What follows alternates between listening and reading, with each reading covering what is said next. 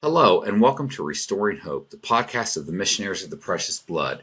My name is Patrick Higgins. I'm the Executive Director of Communications for the congregation, and our guest today is Bill Carroll, who is the Executive Director of St. Joseph's College of Indiana. Bill, welcome. How are you today? Thank you, Pat. I'm fine. Great, great. Well, Bill, we really want to delve into the conversation about St. Joseph's College of Indiana. But before that, I was hoping you could give our listeners just a bit of your background and how you came to work at St. Joe's. All right, I was formerly president of Benedictine University for 20 years outside of Chicago. And when I got to Benedictine, they had 1,400 students. When I left, they had 11,000 students. Prior to that, I had served at Ohio Dominican College in Columbus, Ohio for 5 years as provost and acting president. Oh, I didn't know you were there. That's right here in Columbus. That's probably 10 miles from me. And Sister Marianne Matesic was my president, and she taught me more than any graduate school course ever did.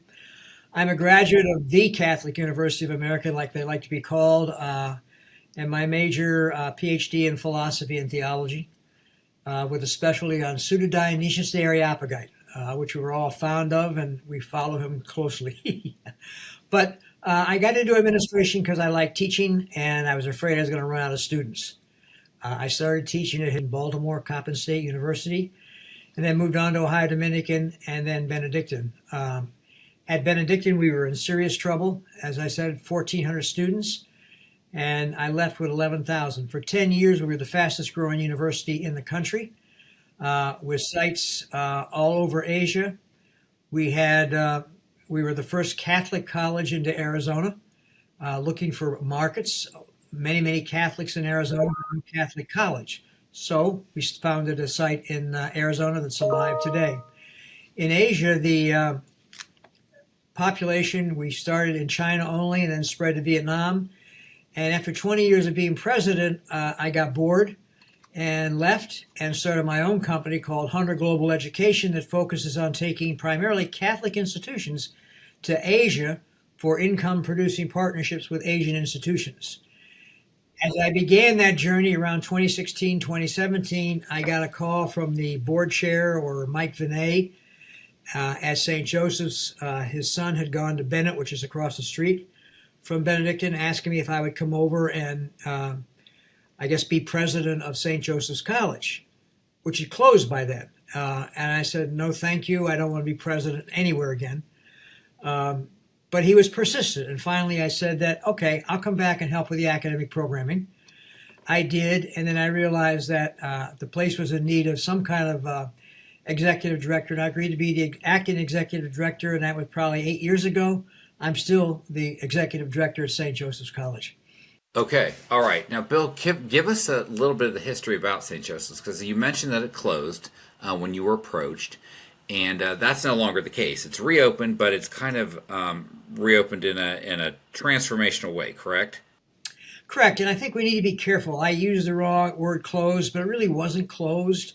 In the eyes of the public, it closed, but in the eyes of the board and the eyes of the priest of the precious blood, this was simply a change of direction. They voluntarily suspended accreditation with the Higher Learning Commission, which meant that all their credit programs disappeared in 2017. And from the outside world, it was closed. But internally, it was a reshifting, a refocus. St. Joseph's College, founded in 1889, has gone through a series of iterations. This will probably be the 11th iteration. The story behind St. Joseph's closing is a story behind many Catholic institutions and private institutions today. The increasing loss of 18-year-olds, okay, the demographic decline has finally happened. Infrastructure, okay, which we have put off for years, keeping it up to date, finally bit the college in terms of the millions of dollars we needed to put into deferred maintenance.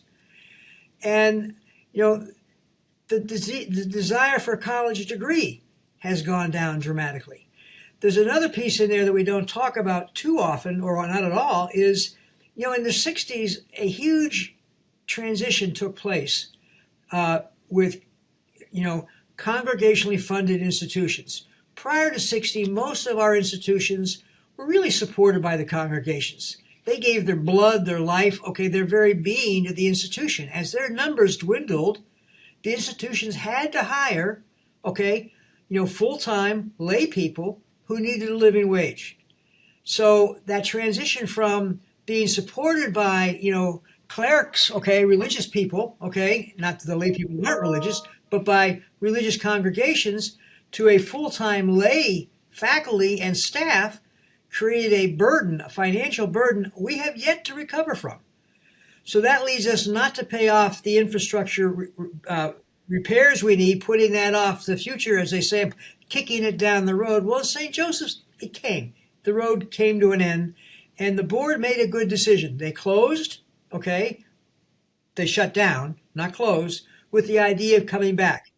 In the process of coming back now, I came on and we developed a strategic plan to do two things: to start certificate programming, focusing on in and out training programs that provide students a nationally normed certificate, but also access almost immediately to jobs. We focused on healthcare, had a tremendous response. We never gave up the dream of credit programs again, and talked about partnering with accredited institutions to bring their courses to St. Joseph's, and offer credited programs there. Prior to COVID, we had Ivy Tech on campus. They were offering computer science courses. They started out well. COVID killed that. We've tried a couple other times with other Catholic institutions bringing courses to the campus. The market just for credit programs is not right there right now in Rensselaer, Indiana, or across the country. We're part of the same 18-year-old decline that the rest of the nation is feeling. So we're focusing now on the certificate programs, and we have dramatically expanded that. In the last 2 years, we've added building and trades. And what that means is we are teaching students, working with students, to develop plumbing, HVAC, electrical, welding, and carpentry and millwork. And we're not only doing training with the students, we're actually building a house on the campus. Probably the only institution in the country that is really building a house, using students to build the house, and then the building will be sold, the new house will be sold to the public. The campus has designated at least 30 building sites, one house a year, built by students to be sold to the public. And we're beginning to build. Our first house is done. The second house will begin in August and September.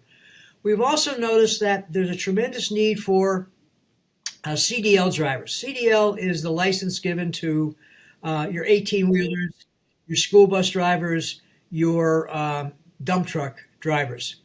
That has taken off like a jet. So what St. Joseph's is doing here is we're listening to our mission. Our mission is to serve the educational needs of the community. Our mission is to be inclusive.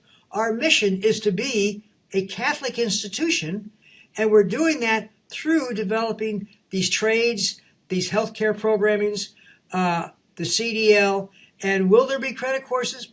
Maybe someday, but right now we're focusing on those areas that will give individuals in Indiana quick access to high-paying jobs.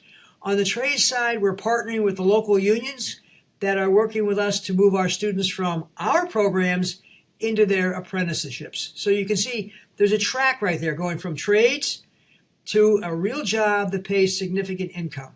As a philosophy major, I was not guaranteed. I was told I wasn't going to get a job way back then. Yeah. And that's still true today.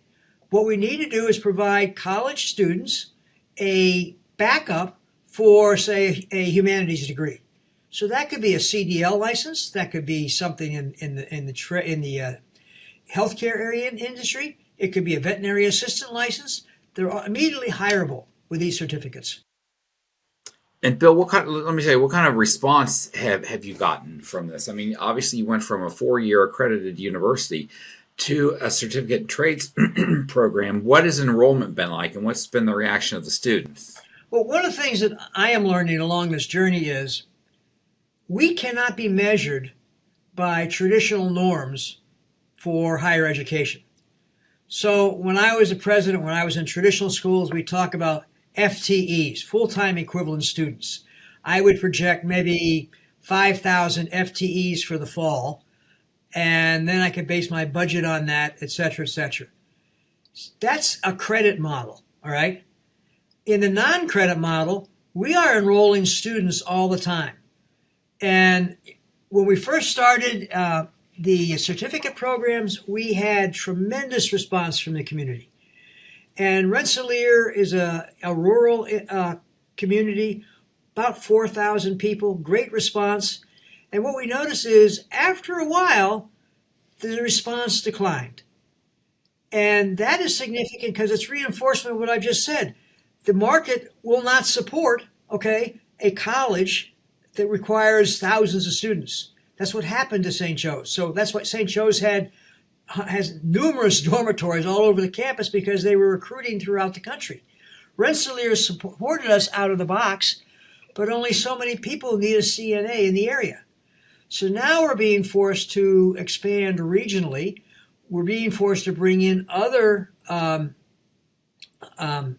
training programs like the trades, like the CDL.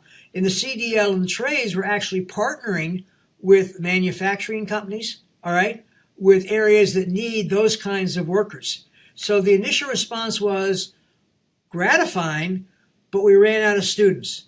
Much like the rest of higher education, we had a lot of students to start with. Now the numbers have gone down. We're expanding regionally that I see us, reaching out to Chicago, to Indianapolis. A lot of our courses now are being taught online. Our building and coding, as far away as Massachusetts, we have students. So we're using the online venues too. But one of the lessons learned is that the rural college, there are hundreds of us out there across America. Catholic, okay, the local population cannot support us alone. We need to do dynamic and dramatic things to stay in existence in the 21st century. Okay. All right. That's insightful. So let me ask you, how do you balance honoring the college's legacy while forging a new future? I know that, and if Bill, we can edit this part if you don't want to talk about it, but I know that you had some reaction from alumni about the transition of St. Joe's. So how do you balance that? How do you honor the college's legacy while forging a future? Well, Pat, I would respond is, what is the college's legacy? All right. And I have a long experience with alumni. At Benedictine, we tore down a 168,000 square foot building. And the alumni revolted and said, the college will never be the same. Okay? And if you go to Benedictine today, I'll give you $100 for anybody who remembers that building. Okay? That building, they thought defined the college. It didn't define the college. In dealing with the St. Joe's alum, they're wonderful individuals. They're from around the country, but each group of alum, a different cohort, has a different memory of what St. Joe's is. So the group in the 60s have a very different memory than what the 70s or the 80s or the 90s or the 2000s have. And that's great. That's what alumni do. When the college closed, they were hurt. They were angry. Many are still angry, okay? But the college has to move on. The college closed because of financial reasons primarily, and the wisdom of the board to say, we can't keep going this way. We've got to make a tough decision. They made that decision. And now with the college coming back, I'm seeing a mellowing of the alumni. More alumni are getting on board saying, hey, this is pretty cool. Most alumni did not know that St. Joe's had gone through 11 different iterations, all right? 11. They started out training priests. They were a boys' school. They were a high school. They were a 2-year school. Okay, those are different legacies in a sense. But what's behind all that is the missionaries of the precious blood. They are the driving force. They set the vision, all right? And we are still under the guidance of the missionaries. And we are Catholic because the missionaries support us. And, the missionaries, the priests I talk to, the brothers I talk to, are excited about this new direction because they understand the past. The alums who are from the 65 group, we're not going to convince them, all right? I would love to be open with 12, 1,500 students offering credit programs, but that's not what the college is called to do right now. We're called in a different direction. Okay. And the challenge now for us is we're not offering philosophy and theology. How can you be Catholic? All right.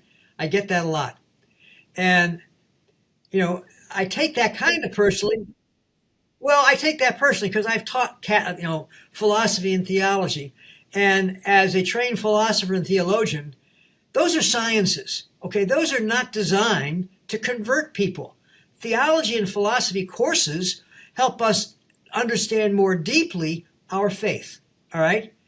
And so one does not have to have philosophy and theology, okay, to be Catholic. I look at universities, Catholic universities have two functions, and some of us incorporate both. Some, like St. Joseph's, can only incorporate one. The primary function of a Catholic university, traditional, okay, is to understand the faith, okay? That's where your philosophers, your theologians, your sociologists, your historians look through, okay, the lenses of their sciences at faith itself. Faith and reason coming together at that level. Well, we don't have that. But the second thing is, not only does the institution have to work on understanding the faith, the institution has to live the faith. All right? And I think that's where the focus of St. Joseph's College is right now. We are small, all right? Our mission is to be inclusive, to, reach out and, meet the needs of the local community. We do that through a modeling, I hope, of Catholic Christian values. We're obviously in conformity, okay, with the teachings of the church, even though we don't offer those high-level credit courses. We do it by action. And I think that's the difference. And as these colleges move ahead, there's going to be a greater understanding that Catholic is more about action than simply understanding. There's an understanding role there, big time. But for institutions like St. Joseph's right now, our focus has to be on action. And in action, okay, that will lead others to the faith. That's a great answer. I hadn't thought of it that way. So you're not so much out there preaching, you're showing, correct? Okay, but I would say preaching and showing are about the same thing. Preaching and showing can be the same thing, Pat. Okay? All right? We're living what the preacher talks about. And, we still have a presence on the campus of a brother, okay? We still have, sacrosanct, the church, okay? We don't have 1,100 people walking around the campus, but those are outward signs that we are still very much associated to the church. We're in close relationship with the local bishop, but, there's a thing, for a place to be called Catholic, okay, there has to be a juridic person, okay? That is a not a real person, but it's a symbol of connection to the church. Our juridic person is Father Jeff, okay? And if Father Jeff smiles at us being Catholic, we're Catholic. And you're referring, of course, to Father Jeff Griekerch, who's the provincial director of the Missionaries of the Precious Blood and also a St. Joseph graduate, correct? Absolutely, absolutely. We receive, through Father Jeff, our permission to be Catholic. And our counterbalance is we have to work with him and the board and others to show this is how we are Catholic without having the faculty and the staff, understanding, living the faith.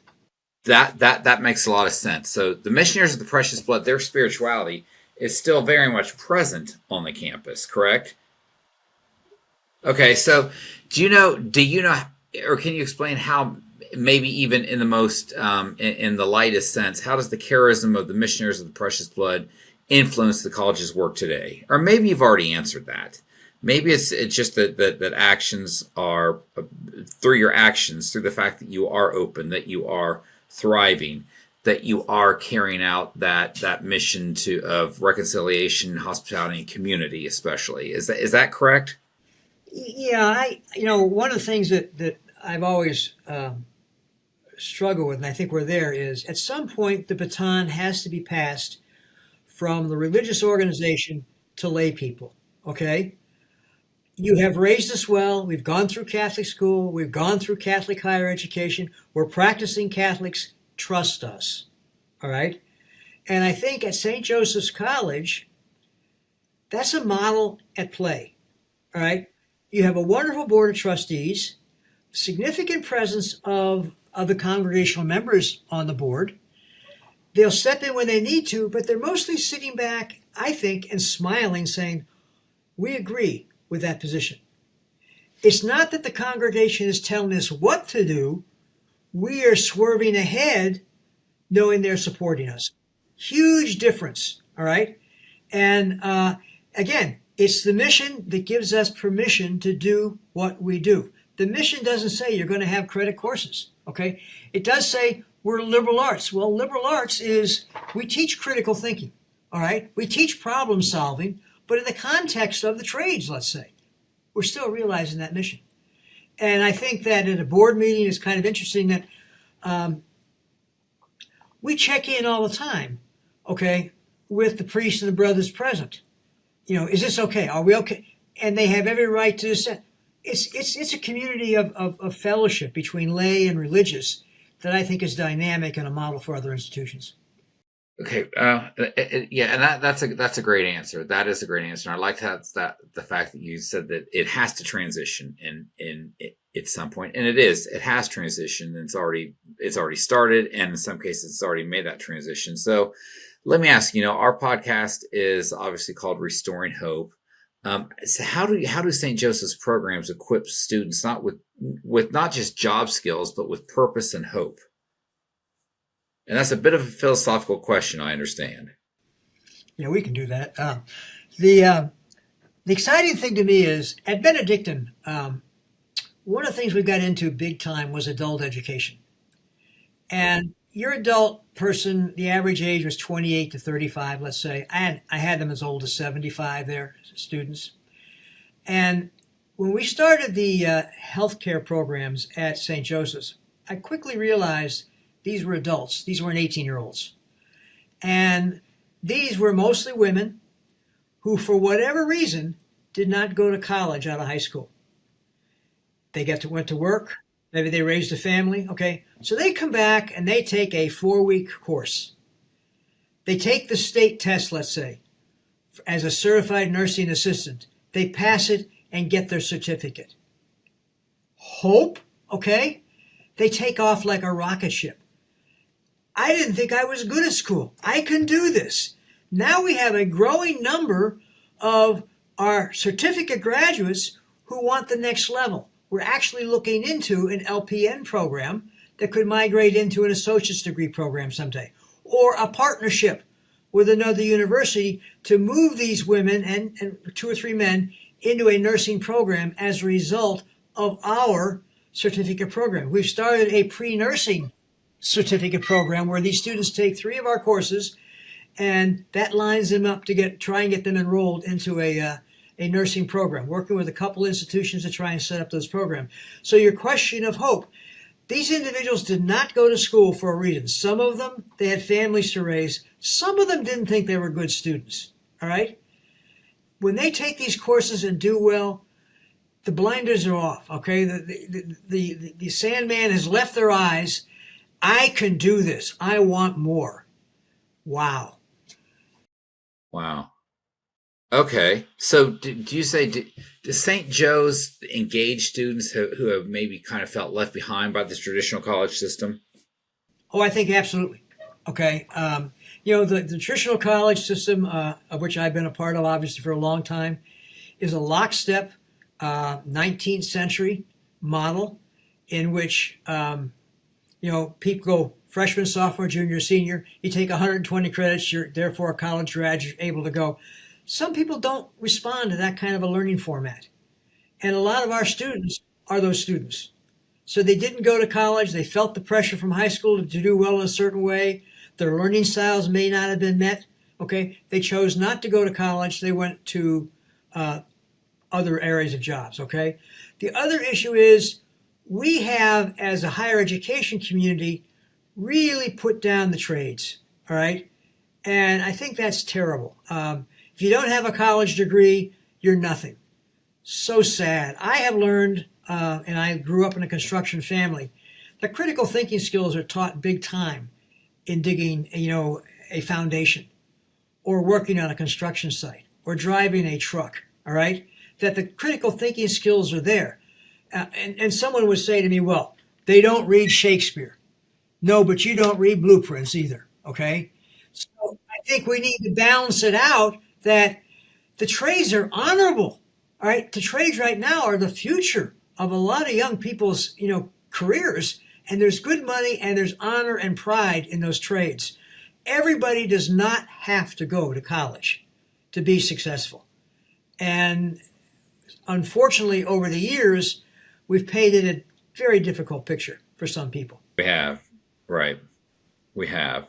So, Bill, can you maybe give us even an estimate of what the traditional four-year college graduate leaves school, the kind of debt that they leave school with, if you have that information, versus the kind of debt, if any, that a St. Joe's College graduate leaves with?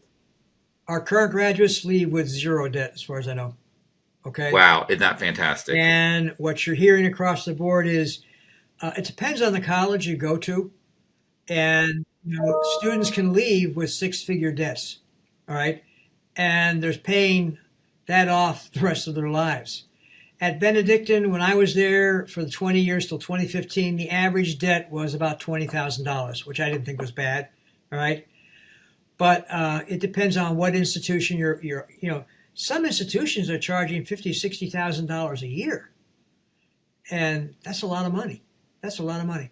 Our goal at St. Joseph's, as always, is to keep our prices low, to be competitive, to give our students a shot at a really good job and career. And so St. Joe's is a combination of online and in-person, correct? Can you kind of make that distinction? What classes can you take solely online? What classes do you need to be in person for, or is it a hybrid model? Yes to all those. Okay. We're moving like it's pretty hard to do a clinical online. I really don't want my nurse have never had touched a patient. Okay, but we are moving more towards online as we get regional. Students aren't going to want to drive every day from Chicago to Rensselaer, where the bulk of a lot of those lecture classes can be done online. So we're balancing out, like a lot of the healthcare require, some time in a clinic. They're going to have to spend time in the clinic. We do not want to lose our presence in Rensselaer by going 100% online. There's something to be said about community. And my challenge with online is, how do you keep community online like we used to have in the traditional format? And as we grow bigger and wider, the online call is going to get much more intense. But right now, we're working primarily on hybrid. Most of our courses are still at St. Joe's, on campus. But for example, the billing and coding, which, billing is coding and coding is for the medical side. Every doctor's office in the country has someone who needs that certificate. We have it totally online. A person in Alaska can get a billing and coding certificate by taking our courses online. That's 100% online. Some of our veterinary assistance programs. When we started out the veterinary assistant program, we had a waiting list in St. Joe's, but like everything else, that population dwindled as they went through the course. Now we're moving online a little bit more, and that interest is growing again. So that's the question, I think, of every educational format. How much is going to be online? How much is in person? The in-person has a sense of community. It's much easier to touch the person next to you than this room full of faces on the screen. Do you have an information on like people online, especially? Is your impact across the country? Are you getting students across the country taking courses online, or are they mostly local? What's that demographic look like? Most of them are local now because we're really just beginning to push out. Okay, we've had maybe 15 or so online to start. Wow. Okay, and that's impressive, being that you're probably just at the very beginning stages of this transformation. The other direction is we're going to be, the future of Catholic higher education is going to be dramatically different than the past. We're going to be losing a lot of colleges. All right, a lot of them are going through right now what St. Joseph successfully did in 2017. And you're seeing more and more colleges close every day. The future of Catholic higher education is partnership. All right? These Catholic institutions have got to get together and partner in unique and exciting ways. For example, I don't need two philosophy departments when I'm in 100 miles of another Catholic institution. I can have one. But for St. Joe's, it's very hard for a traditional institution to develop certificate programming or truck driving or trades. Traditional faculty are not trained to do that. Okay? We're going to partner plans for the future with other institutions to take our certificate programs, our trades programs, to them to augment what they're already doing on the credit side. Okay. Okay, Bill, what keeps you hopeful on the most difficult days of institutional change? What gives you hope? Tomorrow. Okay. Learned a long time ago, Pat. When something bad breaks, it's just the first couple pages of a long book. All right. And there are many, many more chapters to come. And you look at St. Joe's 2017, I mean, that was traumatic for the St. Joe's community, but also for the Rensselaer community. And it didn't look very hopeful. And now, as we are growing back, the college went from millions of dollars in debt to today, Patrick, we are debt free. Wow, that's Okay? impressive. The college has no debt, okay? And the goal is to stay small in terms of personnel and lean so we can respond quickly to the needs of the community. And the challenge is our community is growing from Rensselaer to Northwest Indiana and elsewhere. So I think that what I have learned is I don't respond one way or the other. You probably need an even keel, knowing that tomorrow will bring a totally different scenario. If I focused on all the bad days, I would have been dead 25 years ago. Okay? Okay. You focus on Okay, tomorrow, that's a good knowing answer. something's going to break. I think the biggest guide is when you come to management, you ask yourself a question: what do I need to do today that 3 months from now I wish I did today? You don't ever want to be sorry about a decision. So you get big time decisions that you have to make. You should make them today so you're not sorry you didn't make them 3 months from now. And a lot of that can be around, I need to get rid of some, in traditional college, I need to make some cuts. All right? If I don't make cuts, I've decided not to make cuts. That's a sad way to go. It's a hard way to go. But for the health and good of the institution, you make tough decisions. You can't put them off. Okay. All right, Bill, what do you want alumni and longtime supporters to know about St. Joseph's today? What message do you send to them? First of all, St. Joseph's is alive and well. All right? St. Joseph is still Catholic. St. Joseph is still fulfilling its mission. St. Joseph has now, since 2017, developed a whole new block of exciting new alumni who are extremely supportive of the institution. We invite, traditional alumni to get back involved with us, okay? To understand that the history of St. Joe's is not a snapshot of 4 years, but it's a snapshot of 100 plus years, all right, of this institution, taking lefts and rights. Bill Gates in his book called The Road Ahead said many of the early computer companies failed because they failed to look down the road and see the bend coming, all right? And what St. Joe's has done in its history is it's looked down the higher educational road and saw the twists and turns and adapted accordingly to meet those twists and turns rather than driving off the road. I would say to alumni, we're here. We're still St. Joseph's College. Come get to know us. And welcome home. Okay. So what advice would you give to other institutions, particularly Catholic institutions, that are navigating reinvention or decline? Wow. Going back to what I just said a minute ago, you're going to have to make tough decisions. And Catholic institutions that I know of, I told you the loss of the religious is still there. The deferred maintenance is huge. A new phenomenon in the last 15 years or so is a thing called discounting, where you're giving students scholarships that you don't have the money to give them. You're simply reducing the tuition. So I've had presidents say, well, Bill, I've got more students than I've ever had, but I don't have any money. Well, not when your discounting is 65%. All right. So if your tuition's $100, let's say, and you're knocking $65 off of that, that leaves $35. So you have more students, more needs, but less money. We have to have presidents and leaders at these institutions, the board of trustees, that look to the non-traditional. You need to find new markets of students. The 18-year-olds are not there right now. International is a hot area, okay, especially Asia, where they still want American degrees. Our Catholic institutions are welcomed in Asia. The idea of being all things to all people, we can't do that anymore. We never were all things to all people.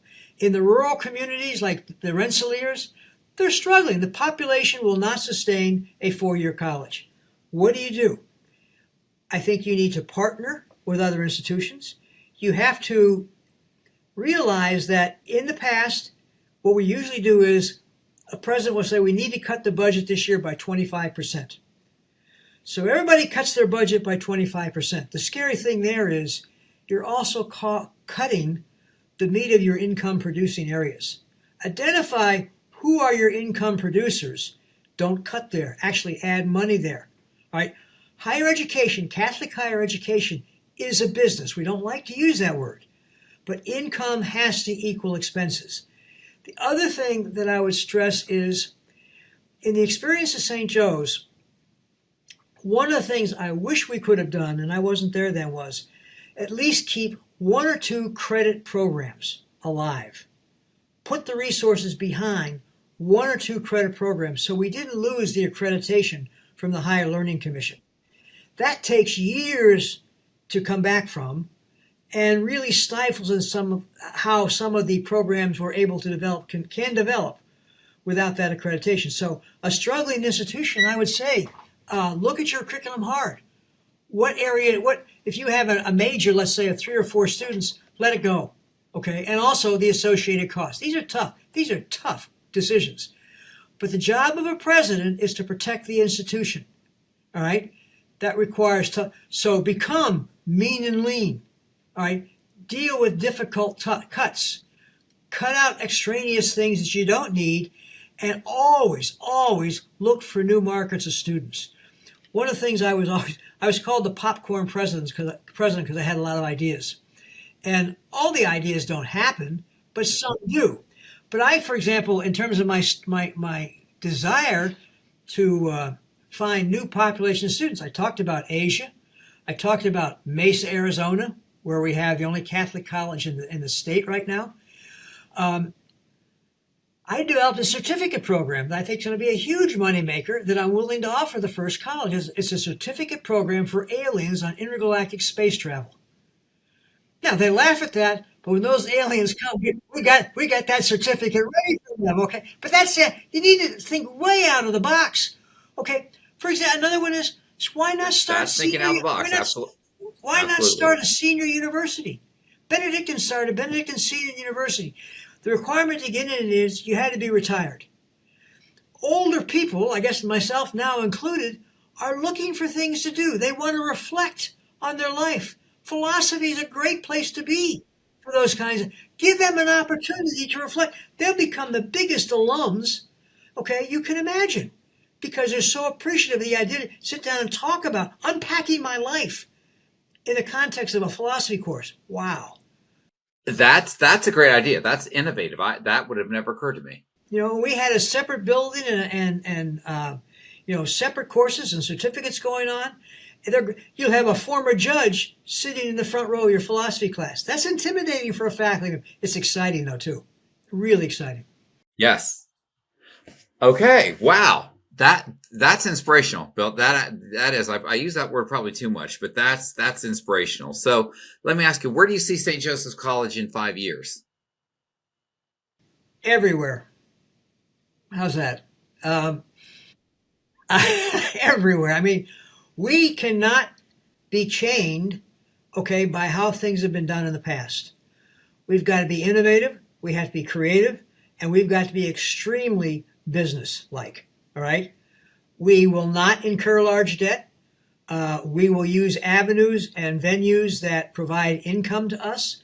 We will develop new programming, okay, that the community is in need of. And the community now has expanded far beyond Rensselaer, all right? Always pushing and pushing. Will we have accreditation back? Probably not in the next 10 years, but that doesn't mean we rule it out. But we are a mean, lean machine that responds to community needs and will continue to do so. Bill, is there anything that I haven't asked you, or anything that any final words, anything that you'd like to address that you'd like our listeners to know? I guess I would say look at St. Joseph's College as perhaps a model that there is life after terrible times a lot of these institutions are going through. But my comment about make decisions today that you wish you made tomorrow, these institutions can survive these cutbacks. But someone has to have the courage to decide to make the cutbacks so you can live again tomorrow. The whole formatting of higher education, 120 credits, that's going to change. You know, the credit was designed as an academic unit. It's now simply turned into a billable. Focus on the student as a learner. The focus should be on learning. Focus on students' learning styles. All right. The whole microscope of the world is looking at American higher education. How are we responding to today's challenges? Same old won't do it. Look at St. Joe's as a possible model for your institution. Not to change what you do, but maybe to add to what you do. All right. Bill, if our listeners are interested in exploring St. Joseph or getting in touch, how do they do so? You can contact me at bill.carroll@stjoes.edu. And how do you spell Carroll? Carroll. bill.carroll@stjoes.edu. And what is are you online? Are you on social media? What's the website address or anything like that? Well, I have a website. I have a Hunter Global Education. And, they can email me at wjc@hunterglobal.edu too. .com, excuse me. I'm getting things. And St. Joseph's is stjoescollege.edu. Is that correct? It's, it's St. Joe's .edu. Okay, St. Joe's. stjoes.edu. Okay, perfect. Bill, thank you so much for being our guest today. Bill Carroll, Executive Director of St. Joseph's College of Indiana. It has been a pleasure. And I know that our listeners will learn a lot and learn a lot, especially about transformation, institutional change, and how hope can be derived from that. So best of luck to you with the future of St. Joseph's College. And thank you again for being our guest. And Pat, thank you for the opportunity. Thank you.